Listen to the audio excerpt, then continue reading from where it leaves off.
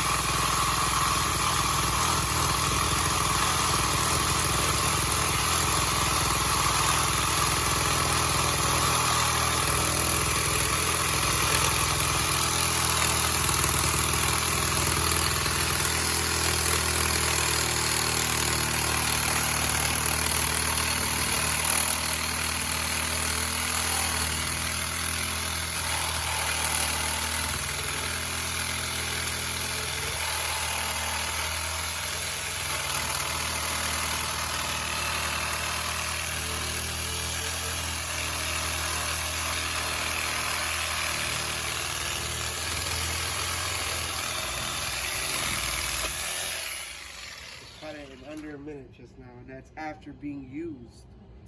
That's how good the blade is. Thank you. Let me show you the blade. Look at this blade. Nothing cuts the cast iron like this blade right here. Not the Milwaukee, not the Lennox, not none of you guys.